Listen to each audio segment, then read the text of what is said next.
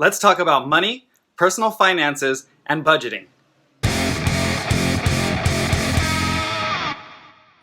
Hey Ninja, Michael here with BadassMindset.com. If you like quick, informative videos that encourage you to develop, improve, and defend yourself, be sure to hit that subscribe button and the little bell icon next to it so you get notified every time I upload. I drafted a quick workbook to help you get control of your finances. I want to explain where you can get this free workbook, how it works, and encourage you to take control of your money. Let's go. So what you want to do is you want to go to BadassMindset.com, scroll down to the self-development section, then to the Badass Mindset Budgeting link. There, go up to File and Print. And there you have it. A budget is both a planning tool and an actionable process, meaning that the numbers have to add up in order for the budget to make sense. So we do have to start off with planning though. The first thing we have to do is write down what we expect to earn for the month and what we expect to spend. So I have an income and expenses sheet. This is the first section of the workbook. And basically, we want to enter what we're planning on making into the income section over here. And then we want to go through and plan all of our expenses. So the first set of expenses I have is bills. And we have the amount due and the date that it's paid. The next section of the income and expenses sheet is our debts. And here we have the total amount of the debt, the payment amount for that month, the day you pay it, and the remaining balance.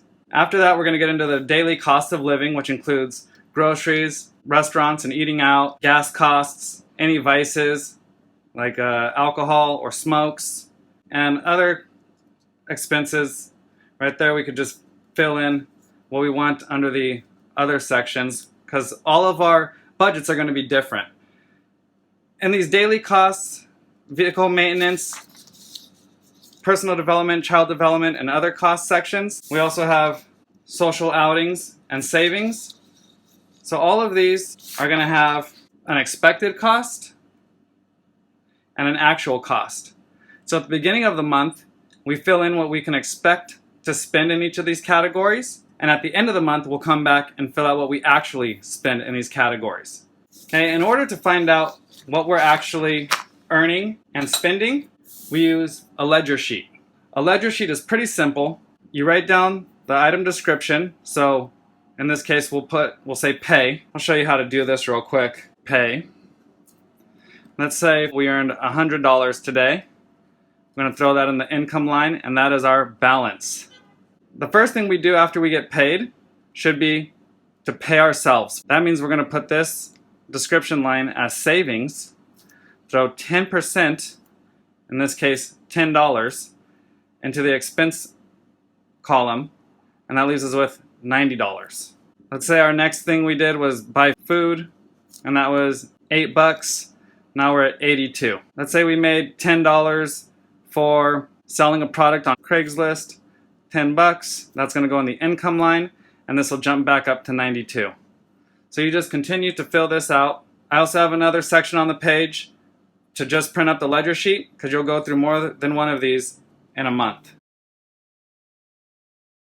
In order to figure out what our actual expenditures are, we're going to use our ledger sheet and go through each category, writing down on a tally sheet what we've earned or spent. So for example, every time you come across food on your ledger sheet, you can just have a food section here. This tally sheet is used for making notes.